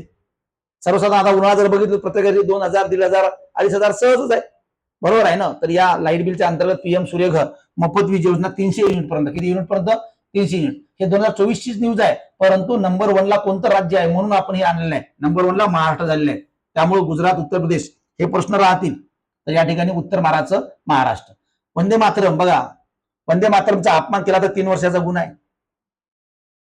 वंदे मातरम चालू असताना चालणे, वंदे मातरम चालू असताना बोलणे. आता आजपर्यंत तुम्ही म्हणसाल सर मी राष्ट्रगीत चालू असताना तर नाचतो, मित्रा तुझी तक्रार कोणी केली नाही म्हणून वाचलाय. परत सांगू नको. सीसीटीव्हीत किंवा कॅमेरा जर कधी कैद झाला, काही ठिकाणी काही करा पण आपल्यावर काही परिणाम भोगाचं काम पडत असेल त्या ठिकाणी शिस्तीत राहाच. कारण माहित आहे का, राष्ट्रगीत राष्ट्रध्वजाचा अपमान कोणताही व्यक्ती सहन करत नाही. हे तुम्ही पहिले पाहिजे. आणि देशाच्या बद्दल अपमान कोणीच सहन नाही करत, हे कायम लक्षात घ्यायचा. आणि दुसरी गोष्ट, तुमच्या मैत्रिणीला किंवा मित्राला जरी तुमच्या रूम मध्ये येऊन खून जरी केला समजा तरी कोणी साक्ष द्यायला येत नाही. तुम्ही म्हणसाल मी येतो, येत नाही, येत नाही. हे शब्द आजच लिहून घ्यायचा. कारण फक्त एकच करू शकते, ते मैत्रिणी रूम सोडून, गाव सोडून, शहर सोडून आपल्या घरी चालले जाते. त्याच्या आई वडील म्हणते बेटा जाऊ दे, तुझी मैत्रीण होती, आपल्याला काही करावं लागत नाही, ती होती, आता तुझी मैत्रीण नाही आहे, आता घरी. नंतर तुला विचारलं समजा पोलीस लोकांना, काय ग ही तुझी मैत्रीण होती, बरोबर आहे, आणि काय कसं काय झालं, काय कसं येणं मेली, काय झालं? मला काही माहित नाही सर, मी नाही का दिवसभर लायब्ररीत राहत होती, थोड्या वेळपर्यंत रूमवर येत होती आणि लगेच मी झोपी जात होती. मग ती फोनवर बिवून बोले का तुला? सर ते काही माहित नाही सर, रात्री जात होती काय नाही, पण मी लगेच झोप. एवढी का? हो सर मला काही नाही माहित नाही. भले त्याच्यासोबत फोन देऊन देणारी हेच असेल, पण हे सत्य गोष्टी म्हणते. कारण तिथं जर झालं नाही सर मला माहित आहे, ते किती जात होती, ते पोराला मी ओळखते, असं झालं ते झालं, काही घरावर गोटे झालं. काहीच गरज नाहीये. म्हणून लोक खऱ्या गोष्टी बयान देत नाही, कारण आपले आई वडील म्हणतात ना, का त्यात जर फसलं समजा तर त्याचे आई वडील फसते ना, तुम्ही नाही फसत. तुम्ही काहीही केलं तर याचा त्रास आई वडिलाला आहे. पैसे कोणाला भरावे लागतील? आई वडिलाला लागतील. आता समजा एखादा पोट्ट आहे, समजा हे गाडी घेऊन आला, समजा यस गाडी चालवत चालवत चालवत आणि धडकून दिलं, एखाद्या गाडीला दिलं ठोकून, कोणाला भरायला लागले पैसे? घरच्याले. हे काय लेखाचा फक्त फॅशन का जलवा दाखवू राहिला रस्त्यानं चालवत चालवत चालवत, पैसे घरी त्याला भरायला लागते, दुसऱ्याला नाही लागत. तर लक्षात घ्या. तर आता वंदे मातरम बघा, वंदे मातरमचा अपमान करणे काय दंडनीय गुन्हा आहे, 3 वर्षाची शिक्षा दिली आहे. केंद्र सरकारने राष्ट्रीय सन्मानाचा अपमान प्रतिबंध कायदा हा 1971चा आहे. बघा कोणकोणत्या राष्ट्रीय सन्मान आहेत, जसं की राष्ट्रीय ध्वज आहे, राष्ट्रीय चिन्ह आहे आणि आपलं राष्ट्रगीत आहे, राष्ट्रीय गीत आहे. याचा जर अपमान केलं तर त्याला 3 वर्षापर्यंत कारावासाची शिक्षा किंवा दंड किंवा दोन्ही शिक्षा होऊ शकते. दोन्ही शिक्षा. बरोबर आहे. दुसरी गोष्ट, तुम्हाला म्हणता येत नसेल तरी चालते, असं काहीच घेणं नाही आहे की राष्ट्रगीत आलं पाहिजे किंवा वंदे मातरम आला पाहिजे. फक्त उभे राहा, तिथं आलंच पाहिजे, पण नाही आलं तर निदान उभे तरी राहा शांत. बरोबर आहे ना. जर असं जर केलं तुम्ही तर तुम्हाला 3 वर्षापर्यंत शिक्षा झालेली आहे. या प्रकारच्या घटनेची नोंद झाली आहे. बघा साधारणतः या गीताबद्दल आपण माहिती घ्यायची आहे. 1950 ला बघा संविधान सभेने भारताचे राष्ट्रगीत, लक्षात घ्या राष्ट्रीय गीत, लक्षात घ्या राष्ट्रीय गीत म्हणून वंदे मातरमला मान्यता प्राप्त झालेली आहे. बंकिमचंद्र चटर्जी याचे लेखक आहे. वंदे मातरमच्या आनंदमठ कादंबरीमध्ये लिहिलेलं आहे. आनंदमठ नावाची एक कादंबरी आहे, याच्यामध्ये वंदे मातरमचं गीत लिहिलेलं आहे. आणि सर्वप्रथम 1896 मध्ये रवींद्रनाथ टागोर यांनी कलकत्ता येथील काँग्रेसच्या अधिवेशनात गायलेली आहे. आता रवींद्रनाथ टागोरनंच अमर सोनार बांगला तयार केलं, ते राष्ट्रगीत, पण यानं गायलं कोणाचं बघा, कलकत्ता या ठिकाणी वंदे मातरम गायलं 1896 ला. पुढे बघा 7 ऑगस्ट 1905 ला वंदे मातरम एक राजकीय घोषणा म्हणून सर्वप्रथम वापरण्यात आली. वंदे मातरम बघा, वंदे मातरम चळवळ सुद्धा आहे. बंगालची फाळणी झाली, याच्या अंतर्गत स्वदेशी चळवळ निर्माण झाली आणि याच्या अंतर्गत तुम्हाला माहिती वंदे मातरम चळवळ तिकडे साऊथकडे चालली. पुढे बघा 7 नोव्हेंबर 1875 ला बंगदर्शन या साप्ताहिक साहित्यिक नियतकालिकाच्या प्रकाशित झाले. नंतर आनंदमठ मध्ये सुद्धा हे काय झालं होतं, लेखन केलं होतं. बघा आनंदमठ कादंबरीने, आता त्याच्या पहिले कुठं होतं, साप्ताहिकातनी होतं, कोणत्या, बंगदर्शन मध्ये. 7 नोव्हेंबर 2025 रोजी भारताचे राष्ट्रीय गीत वंदे मातरम चा 150वा वर्धापन दिन झाला. बरोबर आहे, कारण 50 मध्ये झालं, तर या प्रकारचा 50वा का झाला, 150वा वर्धापन दिन झाला. आणि सध्या 2 कडवी वापरली जातात. एकूण यामध्ये 6 कडवी आहे, फक्त 2च कडवी म्हणायचे. 6 कडवी आहे वंदे मातरम मध्ये.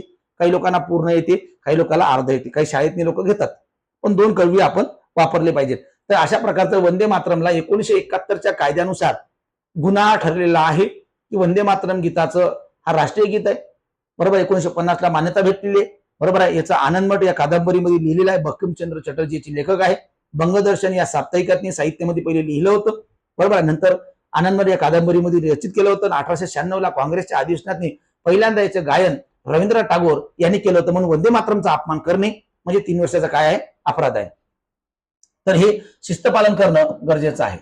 पुढे बघा केंद्रीय चित्रपट प्रमाणपत्र मंडळाचे नवीन अध्यक्ष झाले शशी शेखर वेंपती. बघा नवीन चित्रपट प्रमाणपत्र मंडळाचे अध्यक्ष म्हणजे चित्रपटाला प्रमाणपत्र देणारं सेन्सॉर महत्वाचं. बरोबर आहे. Central board of film certification. बघा याला आपण एक प्रकारचा सेन्सॉर बोर्ड म्हणतो, की बघा चित्रपटाला मान्यता देते. ए दर्जा, बी दर्जा, सी दर्जा, डी दर्जा, दर्जा असते. चित्रपटातला कुठला आवाज, कुठली बोली, कुठलं चित्र, त्याच्यामुळे समाजाच्या धर्माच्या कुठल्याही प्रकारच्या भावभावना खराब होऊ नये. बघा जातीवर, धर्मावर जर काही बोलला असेल किंवा देशविधाला काही असेल किंवा महिलांचा काही अपमान होत असेल किंवा काही जातीचा अपमान होत असेल तर हे काढलं झालं पाहिजे. तेव्हा एखाद्या प्राण्याचा काही हिंसाचार घडत असेल तर ह्या गोष्टी तुम्हाला वगळतात. नंतर सेन्सॉर बोर्ड काय करतो मान्यता देते. तर याचे अध्यक्ष झालेले आहे शशी शेखर वेंपती. बरोबर आहे. साधारणतः 3 वर्ष कार्यरत करणार आहे. साधारण प्रसून जोशी यांची त्यांनी जागा घेतलेली आहे. बरोबर आहे. नवीन अध्यक्ष झालेले आहे शशी शेखर वेंपती. केंद्रीय चित्रपट प्रमाणपत्र महामंडळ. केंद्रीय चित्रपट प्रमाणपत्र महामंडळ पहिले कोण होते, प्रसून जोशी. बघा शशी शेखर बद्दल माहिती थोडीशी आपण घेऊया. शशी शेखर नवीन चित्रपट बोर्डाचे अध्यक्ष. IIT मुंबईमध्ये शिक्षण झालेलं आहे. केमिकल इंजिनिअरिंग मध्ये त्यांनी बीटेक केलेलं आहे, पदवी मिळवली आहे.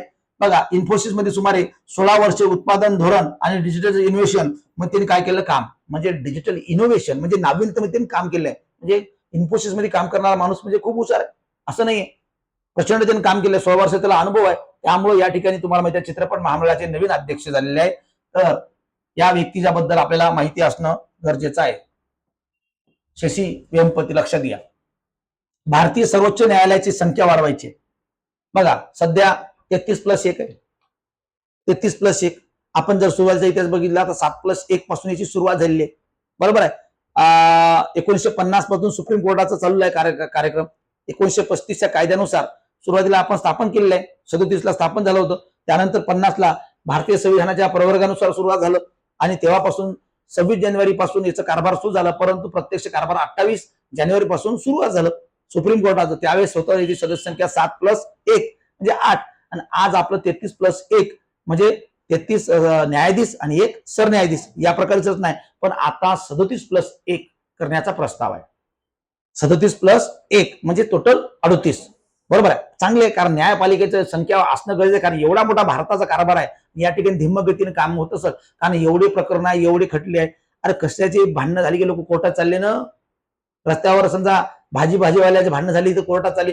पोलीस स्टेशनवाले काम काय करते, पोलीस केस करते आणि जा कोर्टात, पाच बसा, भांडत राहा तुम्ही, बरोबर आहे ना. ते एवढे भांडणं चालू आहे. भांडणं लोक, काही लोक घरात करतात, काही लोक कोर्टात करतात. म्हणजे आपण भांडायचं नाही, कोर्टात नाही वकील भांडायला लावायचं, म्हणजे मला भांडता येत नाही बा, दुसरा माणूस भांडायचं. कायच्यात भांडायचं, इंग्लिशमध्ये भांडायचं, कायच्यात भांडायचं, हिंदीमध्ये भांडायचं. अरे काय धंदे, बरोबर आहे ना.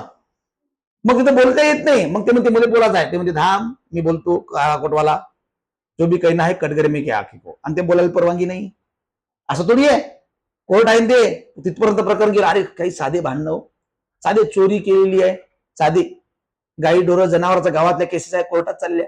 सांगा तुम्ही, नळावरचा 2 बाईचं भांडणं लागलं ते कोर्टात चाललं. साधे साधे घटना, बरोबर आहे ना. आणि कोर्टात गेलं की दोन्ही बाजून पैसा लागते, दोन्ही बाजून पैसा लागला तर शासनाला ते वेळ लागते आणि शासन लवकर निर्णय देत नाही, बरोबर आहे ना. शासन कोर्टात लवकर निर्णय कावत नाही, कारण प्रकरणच एवढे राहते. तुमचं एकाच आहे का प्रकरण, एवढी मोठी देशातली जनता आहे ना, कोणाकोणाचं प्रकरण काढायच्या निकाली. तर बघा, साधारणतः 33 वरून 37 न्यायाधीशाशिवाय, बरोबर आहे, एकूण संख्या होणार आहे. देशातील प्रलंबित खटल्याचे संपूर्ण खटले लवकरात लवकर निर्णय व्हावे म्हणून सुप्रीम कोर्टाचा तुम्हाला निर्णय झालेला आहे. तर लक्षात घ्या, या प्रकारचं आपण ठरवलेलं आहे की हे विधेयक, न्यायाधीशाची संख्या वाढवण्यासंदर्भाचं विधेयक पारित केलं जाईल. बघा, सुरुवात आपण जर बघितलं न्यायाधीशाचं, पॉलिटीमध्ये सर्वांना माहिती आहे. बघा, सुरुवातीला 7+1 1950ला, बरोबर आहे, 56ला 10 झाले, 60ला 14 झाले, 77ला 18 झाले, 1986ला 26 झाले, नंतर 2009ला 31 झालेले, 19ला 34 झालेले आणि सध्या तुम्हाला प्रस्तावित आहे 2026ला 38. 37+1 हे आराखडा कायम माहित पाहिजे, कायमच. कितीतरी वेळा आराखडा विचारलाय. बघा, पॉलिटीमध्ये आला करंट. बघा, तुम्हाला मी कायमच म्हणत असतो, आजचं करंट, उद्याचं बेसिक आणि परवाचं काय होते, सिलेबस. आता हे करंट होतं, एकेकाळी हे करंट होतं 34, आज तो सिलेबस मध्ये गेला. आज हे करंट आहे. तुमचे भाऊ किंवा तुम्हीच जर राहिले 5 वर्षानं तर हे सिलेबस मध्ये जाईल.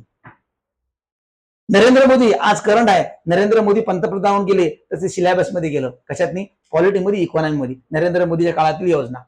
आज इंदिरा गांधीच्या गरिबी हटाव, बेरोजगारी हटाव, कुठं आहे, सिलेबस मध्ये आहे.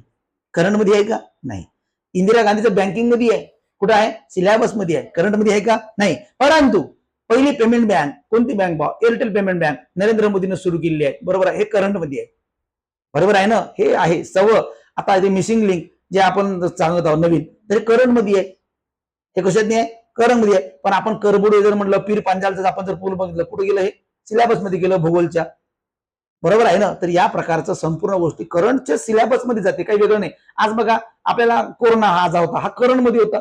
पण पल्स पोलिओ, देवी, कांजण्या, गोवर हे कुठे आहे, सिलेबस मध्ये. आता सिलेबस मध्ये गेलं, तुमचा भाऊ बहीण तुम्हाला विचारल कोरोना काय, कोरोना हा आहे, झाला का. जसं लोकांना माहित नाही ना, पोलिओ काय, कांजण्या काय, घरसर्प काय, बरोबर आहे ना, माहितच नाही. अरे काही लोकांना तर कॅन्सर म्हणजे माहित नाही, बरोबर आहे ना. बऱ्याचशा लोकांना बऱ्याचशा आजाराबद्दल माहित नाही. जसं तुम्हाला काही लोकांना कोरोनाबद्दल माहित आहे, काही लोकांना माहितच राहणार नाही, बरोबर आहे ना. तर तसा ते सिलेबस मध्ये चाललं गेलं आता, बरोबर आहे ना. करंट आणि सिलेबस. राष्ट्रीय तंत्रज्ञान दिन 11 मे. पोखरण या ठिकाणी 1998 साली पहिली चाचणी झाली होती. पहिली इंदिरा गांधीच्या काळात झाली होती चाचणी. नंतर आपले अटल बिहारी वाजपेयी यांनी चाचणी घेतली पोखरण 2ची. पोखरण 1 ची चाचणी 1974ला इंदिरा गांधीने घेतली होती, पहिली पोखरण 1, बरोबर आहे. राजस्थान मधलं हे पोखरण ठिकाण आहे आणि त्या ठिकाणी काय केलं होतं, आपण अणुचाचणी घेतली होती की आपल्याला क्षेपणास्त्र तयार करायचं होतं. आणि या प्रकारचं हा दिवस पहिल्यांदा घेतली म्हणून आपण 11 मे हा तंत्रज्ञान दिवस घेतला होता. अटल बिहारी वाजपेयी यांना घोषित केलं होतं. पहा, 2024ची थीम आहे राष्ट्रीय तंत्रज्ञानाची शाश्वत भविष्यासाठी स्कूल ते स्टार्टअप्स तरुण मनांना मार्गदर्शन करणे. बरोबर, तरुण मनांना काय करणे, मार्गदर्शन. 2025 थीम बघा, सामान्यपणे मेची घटना घडली आहे आणि मात्र गेल्या 2 निवडणुका शाश्वत आणि तरुण भरला जात आहे. मग नवीन तरुणाचा काय होत आहे, भरणा केला जात आहे. तर या प्रकारच्या 2 महत्वाच्या काय घोषणा यायच्या. राष्ट्रीय तंत्रज्ञान दिनाचा इतिहास बघा, 1998 11 मे 1998 ला पोखरणची चाचणी झाली होती आणि या पोखरणच्या चाचणीच्या दिवसाचं स्मरण म्हणून तुम्हाला माहिती आहे डॉक्टर एपीजे अब्दुल कलाम पोखरण चाचणीचं काय केलं होतं, नेतृत्व. अग्निवन आणि पोखरण म्हणून यांना काय म्हणतात, मिसाईल मॅन. कोणाला, एपीजे अब्दुल कलाम. बरोबर आहे, राष्ट्रपती पण झाले आणि त्यांना माहिती आहे एरोनॉटिक इंजिनियर. बघा, APJ Abdul Kalam aeronautic engineer होते आणि त्यांनी विविध प्रकारचे काय केले, क्षेपणास्त्र भारतामध्ये तयार केले, म्हणून त्याला म्हणतात मिसाईल मॅन. आणि याने काय केलं होतं, या दिवसाचं पोखरणचे काय केलं, नेतृत्व केलं होतं. आणि त्याच घटनेच्या दिवशी भारताने हंसा 3 चे यशस्वी उड्डाण केले. बरोबर आहे. आणि त्याचबरोबर 30 वरून हवेत जे काही फवारा करणार आहे माऊलारा, या क्षेपणास्त्राची सुद्धा काय केली आपण, अनुभव. म्हणून या दिवशी साधारणतः बऱ्याचशा गोष्टी भारतानं केलेल्या आहेत. म्हणून 11 मे आपण राष्ट्रीय तंत्रज्ञान दिन म्हणून साजरा करतो. लक्षात घ्या, 1998 ला हा दिवसाची संकल्पनामध्ये घडलेले विविध प्रयोग आहे, बाकी काहीच नाही. पुढं, व्हाईस ऍडमिरल कृष्ण स्वामीनाथन. याच्यावर काही प्रश्न विचारल नाही, विचारल. फक्त नवीन व्हाईस ऍडमिरल प्रमुख म्हणून कोण झालेले आहे, कृष्ण स्वामीनाथन. एवढं लक्षात घ्या, नवीन व्हाईस ऍडमिरल प्रमुख कोण झालेले आपले, कृष्ण स्वामीनाथन. फक्त एवढं लक्षात घ्या, बाकी काहीच नाही आज. पुढे बघा, आंध्र प्रदेश उच्च न्यायालयाच्या पहिल्या मुख्य न्यायाधीश झालेले आहे आंध्र प्रदेश. लक्षात घ्या, एप्रिल 2026 मध्ये नियुक्ती झाली यांची. न्यायमूर्ती लिसा गिल. आणि आता त्यांनी पदभार स्वीकारले या महिन्यात, न्यायमूर्ती लिसा गिल. लक्षात घ्या, गिलचं काही संबंध नाही, तर शुभमन गिलचं कोणी आहे का बा, काही नाही. न्यायमूर्ती लिसा गिल, एप्रिल 2026. या नियुक्तीपूर्वी न्यायमूर्ती लिसा गिल पंजाब आणि हरियाणा उच्च न्यायालयाच्या वरिष्ठ न्यायाधीश होत्या. पंजाब आणि हरियाणाच्या वरिष्ठ न्यायाधीश होत्या. बघा, सर्वोच्च न्यायालयाच्या कोलॅजियम पद्धतीने 26 फेब्रुवारी 2026 रोजी त्यांच्या नावाची शिफारस केली होती. कोलॅजियम पद्धत आपल्याला माहिती आहे, न्यायिक वैधानिक पद्धत, अमेंडमेंट 99. बघा, यापूर्वी धीरज सिंह ठाकूर या आंध्र प्रदेश उच्च न्यायालयाचे काय होते, न्यायाधीश होते. बघा, आंध्र प्रदेश उच्च न्यायालयाच्या पहिल्या महिला न्यायाधीश, मुख्य न्यायाधीश म्हणून न्यायमूर्ती लिसा गिल. बाकी काही विचारत नाही. आंध्र प्रदेशच्या पहिल्या महिला न्यायाधीश, त्याचं खालीलपैकी नाव कुठलं, न्यायमूर्ती लिसा गिल. कोण, न्यायमूर्ती लिसा गिल. बस. पुढे बघा, जागतिक पुस्तक राजधानी. बघा, पुस्तक दिन, पुस्तकाची राजधानी विविध आहे. पुस्तकाचं गाव आहे महाबळेश्वर मध्ये. तुम्ही जर आपल्या महाराष्ट्रात जर बघितलं पुस्तक, बरोबर आहे, पुस्तकाचं गाव. त्यानंतर फळाचं गाव, मधमाशाचं गाव, विविध गाव आहे. बरोबर आहे. तर त्याच्यातलं तुम्हाला माहित आहे, याच्यात जागतिक पुस्तक राजधानी आपण घडवलेली आहे आणि जागतिक पुस्तक राजधानीच्या संदर्भात काही माहिती देण्यात आलेली आहे. पहा, महत्वाचं आहे. सुरुवात 2001 ला झालेली आहे. पहिले शहर माद्रिद, स्पेन मध्ये पहिले शहर आहे पुस्तकाचं राजधानीचं पहिलं शहर. निवड बघा, युनेस्को आणि पुस्तकाशी संबंधित आंतरराष्ट्रीय संस्था यांनी केलेला आहे. आता बघा, उद्देश काय, वाचन संस्कृतीचा प्रसार करणे, साहित्याला प्रोत्साहन देणे आणि पुस्तकाच्या माध्यमातून साक्षरता वाढवणे. बघा, पुस्तक वाचल्यानं माणसाला साक्षरता वाढते. कोणतं वाचा तुम्ही. आणि मी तर तुम्हाला एकच म्हणतो, तुम्हाला ज्या दिवशी अभ्यास करायचा कंटाळा आला ना, एखादं पुस्तक काढायचं वाचायचं. अदर्स खरंच तुम्ही सांगतो, मोबाईल पाहू नका. पुस्तक वाचणं काय होते, तुमचं नॉलेज तर वाढते, पण एखादी गोष्ट तुम्हाला कळते. कोणी वाचा ना, राणी लक्ष्मीबाई वाचा, किरण बेदी वाचा, पीटी उषा कोणी होते ते वाचा, बा पी व्ही सिंधू वाचा, सचिन तेंडुलकर वाचा, एपीजे अब्दुल कलाम वाचा, छत्रपती शिवाजी महाराज वाचा, कोणी वाचा, बाबासाहेब आंबेडकर वाचा, तुम्हाला जे वाटतं ते वाचा. पर मीरा बोरवणकर वाचा, माझ्या आयुष्यातली पानं, काही लोकांच्या आयुष्यातल्या स्टोरी वाचा. बरोबर आहे. किंवा मग काहीच नसतं, सिंधई सप्पाचे पुस्तक घेऊन यायचे 10-12, सुधा मूर्तीचे पुस्तक घेऊन यायचे संच. जेव्हा जेव्हा कंटाळा येते ना, खरंच तुम्ही ते पुस्तक जर वाचलं ना, तुम्हाला लक्षात घ्या 10 हत्तीचं बळ येते. खरंच तुम्हाला सांगतो ना, तुम्ही हा प्रयोग करून बघा. आणि लक्षात घ्या, सगळ्या मैत्रिणी जर चालल्या गेल्या गावाले, तर समजायचं की हे संधी आहे की आपल्याला स्वतःला शांततेत जगण्याची. खरंच सांगतो, सगळे रूम पार्टनर गावाला गेले ना, त्या रूम मध्ये तुम्ही एकटे राहा, पण नुसतं झोपू नका, मोबाईल पाहू नका आणि शांततेत राहा. मस्त सकाळपासून आपलं काम करता सगळ्या गोष्टी तुम्ही करा, तेव्हा तुम्हाला लक्षात येईल की नाही यार, किती चांगली गोष्ट आहे. आणि त्या काळात तुम्ही पुस्तक वाचा. नेहमी फिरायला जाणे, गावाला जाणे, मित्रमैत्रिणी, फोन बाजूला ठेवा, ऑदर पुस्तक वाचा. मी तर तुम्हाला म्हणतो ना, जर तुम्हाला काही काम नसेल तर एकच काम करा जिंदगीत, ऑदर पुस्तक वाचा. 100% 100% तुमच्या डोक्यात फरक पडेल आणि माणूस पॉझिटिव्ह बनल आणि वय तुम्हाला कळणार नाही आणि तुमच्या घरच्या प्रॉब्लेम तुम्हाला काहीच वाटणार नाही. तुम्ही मसाल नाही या काहीच प्रॉब्लेम नाही ना. प्रॉब्लेम काही नसते. ते माहितीये का, एखादं माकड चाटून चाटून घाव मोठं करते ना, तसे छोटे प्रॉब्लेम आपण मोठे करतो, माहितीये का. तर या प्रकारचं लक्षात घ्या. पुस्तकाचं राजधानीचं शहर माद्रिद लक्षात घ्या. कालावधी बघा, ज्या शहराची निवड होते ते शहर 23 एप्रिल हा जागतिक पुस्तक दिन पासून पुढील 1 वर्षासाठी ही पदवी त्यांना पोहोचवते. 23 एप्रिल हा जागतिक पुस्तक दिन आहे आणि या वर्षापासून 1 वर्ष त्यांना ही काय असते, जागतिक राजधानीचा दर्जा. म्हणून जागतिक पुस्तकाची राजधानी कुठला आहे, माद्रिद, स्पेन. याच्या संदर्भात काही माहिती आहे आणखी बघा. 2026च्या महत्वाचे काही शहर, याच्या पूर्वीचे बघा काही शहर आहेत बघा. 24 मध्ये स्ट्रासबर्ग बघा, स्ट्रासबर्ग फ्रान्सचं. 2025 रिओ दी जानेरो ब्राझीलचं. 2026 रबात मोरोक्को आणि 2027 मेडलिन कोलंबिया. बघा नजीकच्या काळातील काही शहर आहे बघा. रबात 2026 ची पुस्तकाची राजधानी आहे रबात. बघा त्या ठिकाणी आपण स्पेन मध्ये काय केलेलं आहे, परिषद घेतलेली आहे. स्पेन मध्ये काय घेतलेली आहे आपण, परिषद. माद्रिद जे आहे ना या ठिकाणी परिषद घेतली ठिकाणामध्ये आणि त्या ठिकाणी घोषित केलं. माद्रिद त्या ठिकाणी काय केलं, घोषित केलं. आणि रबात मोरोक्को याला काय केलं, जागतिक पुस्तकाची राजधानी असं आपण घोषित केलं. बरोबर आहे. तर या प्रकारचे विविध शहर बघा. हे पोरो हे तक्ते असे आहे ना कायम देऊन ठेवायचे, कायमच. आणि तुम्हाला म्हणतो मी, करण बरोबर बरोबर आपण जर लिहून ठेवलं ना, तुम्हाला बाहेर जातच नाही प्रश्न. अरे काय रे, रोजच्या रोज न्यूज आपण काय किती वेळ लागते, एक साधारणतः 1 घंटा जर रोज वेळ दिला ना व्यवस्थित होते. पुढे चला. जागतिक पुस्तकाची राजधानी आणि भारताचा संदर्भ थोडक्यात आपण माहिती घेऊ शकते बघा. भारतातील नवी दिल्ली या ठिकाणी सर्वात पहिल्यांदा साधारणतः जागतिक पुस्तक राजधानी होण्याचा मान भारताला मिळाला, नवी दिल्लीला. कधी, 2003 ला. नवी दिल्ली पुस्तकाच्या राजधानीचा मान कधी भेटला होता, 2003 चा. बघा आतापर्यंत हे मान मिळणारे एकमेव भारतीय शहर आहे नवी दिल्ली, 2003 ला. बघा जागतिक पुस्तक राजधानीची निवडीची निकष आहे की लेखकाचे स्वातंत्र्य, प्रकाशकाची संस्था आणि शाळांचा सहभाग. तर या प्रकारच्या विविध पुस्तकाच्या राजधानी आणि पुस्तकाच्या दिनाबद्दल काय आहे माहिती बघा. पोरो पुस्तक माणसाचं हस्तक असते, पुस्तक माणसाचं मित्र असते. 100 मित्र ठेवण्यापेक्षा एक पुस्तकासोबत मैत्री करा, तुम्हाला कधीच ते धोका भेटणार नाही. आणि लक्षात घ्या, तुम्ही पुस्तकात जेवढं रममान होसाल ना तेवढं यश तुम्हाला भेटेल. हा आपला शब्द आहे, एक शब्द आहे, लक्षात घ्या. जेवढं तुमच्या पुस्तकावर प्रेम राहील ना, कधीच तुम्ही, आणि कोणते पुस्तक वाचलं तुम्हाला नॉलेजच भेटेल, कोणतंही.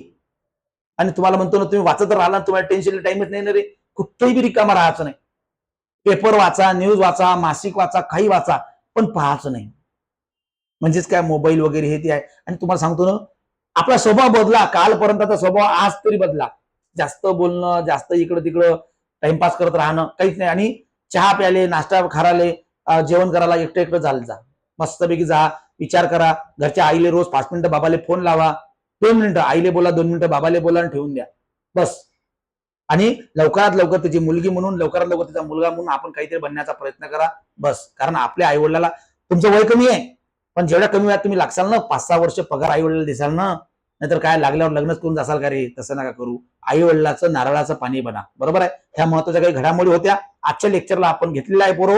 आणि ह्या इथं आपण टॉपिकला आपण थांबूया. बाकीच्या घडामोडी आपण पुढच्या एपिसोडला आपण बघूया. ओके, धन्यवाद. जय हिंद, जय महाराष्ट्र.